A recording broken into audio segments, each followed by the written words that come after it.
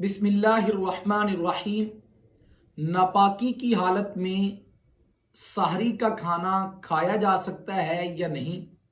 अगर किसी ने सहरी का खाना खा लिया है तो क्या उसका रोज़ा होगा या नहीं? नापाकी की हालत से मुराद ये है कि अगर कोई कमवारा मर्द है या औरत है तो उसको रात को सोया, सुबह वो उठा और इस हाल में वो सुबह उठा कि उसको नाइट फॉल हो चुका था, उसको एहतिलाम हो चुका था। या इसी तरह अगर कोई शादीशुदा मर्द या औरत है तो उन्होंने रात को हम बिस्तरी की और उन पर जो है वो गुस्ल करना लाजिम हो गया, वाजिब हो गया, तो ये अब इस सूरत में नापाक है।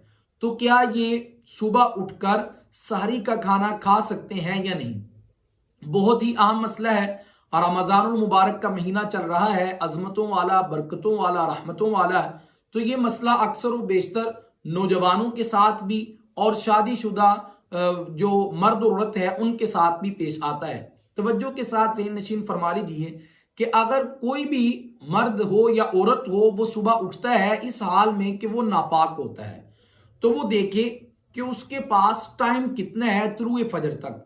अगर तो उसके पास इतना टाइम है कि वो पहले गुस्ल करे और फिर उसके बाद सहरी का खाना अच्छे तरीके के साथ खा सकता है, तो फिर इस सूरत हाल में पहले उसके लिए लाजिम है कि वो गुस्ले जनाबत करे, फिर उसके बाद सहरी का खाना खाए।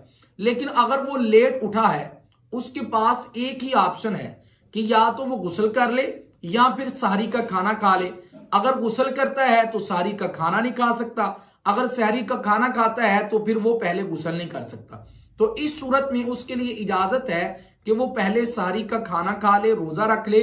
इसमें किसी किस्म के कोई कबाहत वाली बात नहीं, कोई गुनाह वाली बात नहीं है।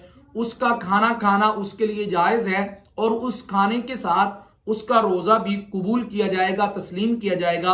रोजे के अंदर भी कोई फर्क नहीं आएगा। और सहरी का खाना खाने के बाद फिर उसके बाद गुस्ल करे, फिर उसके बाद नमाज पढ़ ले, इस तरह किया जा सकता है। तो तवज्जो के साथ इस मसला को जो है वो समझ लीजिए। अपने उन दोस्त अहबाब के साथ भी इस मसला को शेयर कीजिए।